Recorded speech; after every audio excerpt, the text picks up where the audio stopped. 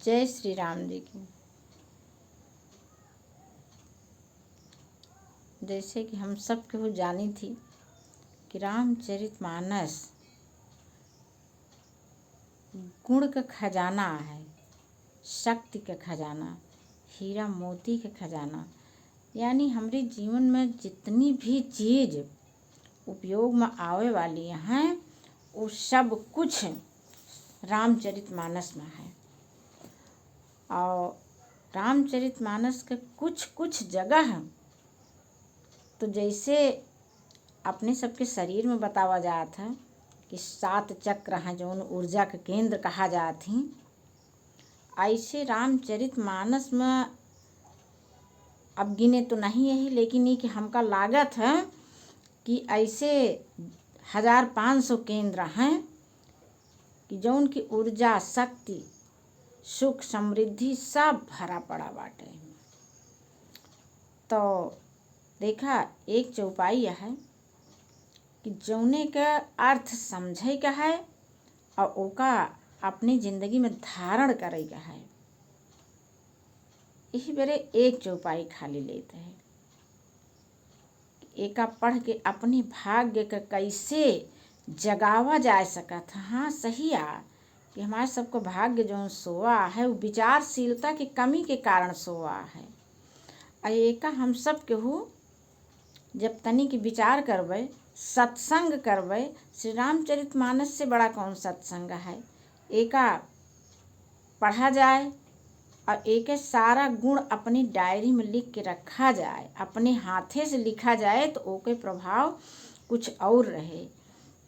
तो यह बरे देखा ये वाली चौपाई पर ध्यान दिया, कितना बड़ा इहमा रहस्य है, कितनी बड़ी शक्ति इहमा भरी है।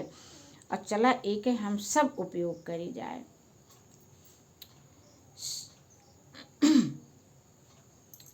ये चौपाई ओह समय के आ जब जनकपुर में धनुष टूट चुका रहा।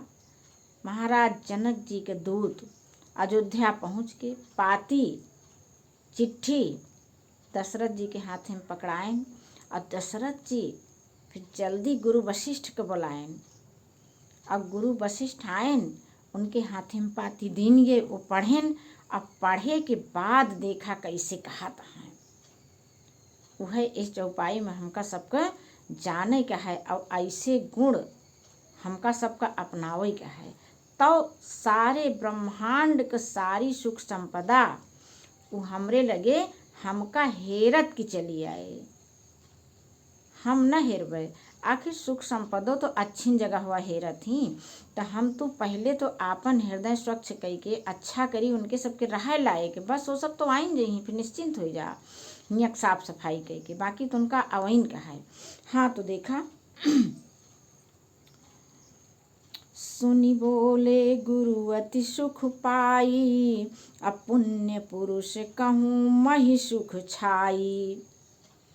गुरु वशिष्ठ कहता है कि अत्यंत सुख पाए के कहता है पुण्यात्मा पुरुष के लिए पृथ्वी सुखों से छाई हुई है, भरी हुई है। किसके लिए? पुण्यात्मा पुरुष के लिए। वह चाहे पुरुष हो चाहे स्त्री हो, कोई भी पुण्यात्मा हो सकता है। तो इस तरह से जो है हम सबको भी अपने आप को पुण्यवान बनाना है। कब बना पाएंगे?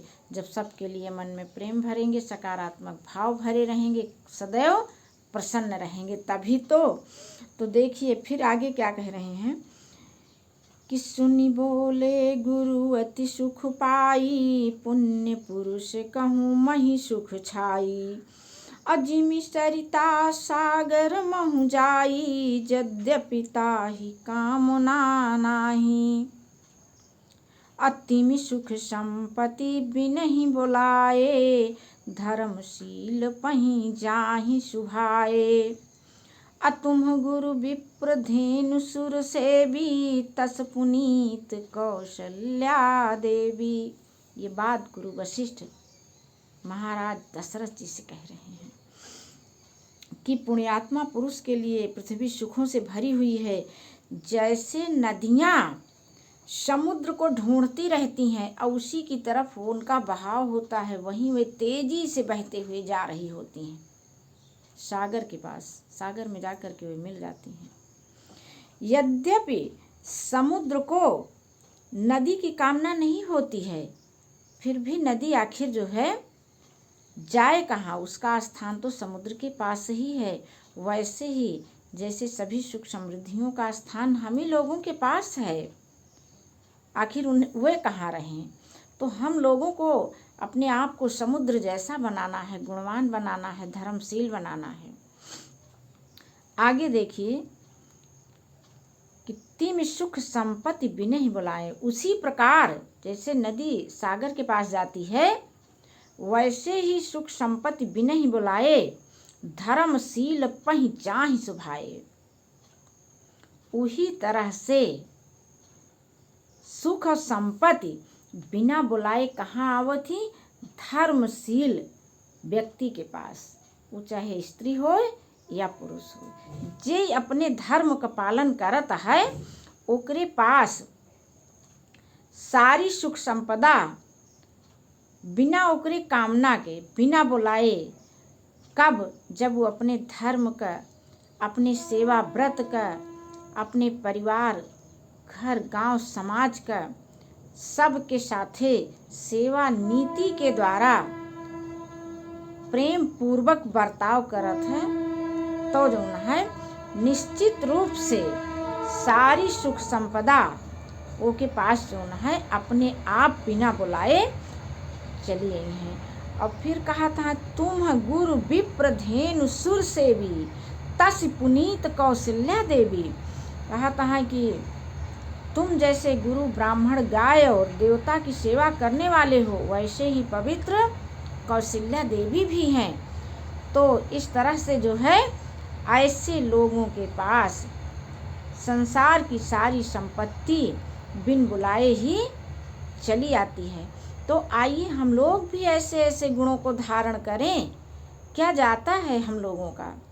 चलिए हम सब इसका प्रयास तो करें एक बार मिल करके, और अपने आप को गुणवान बनाने के लिए संपत्ति तो हमें ढूंढ ही लेगी जो है। जय श्री राम जी की।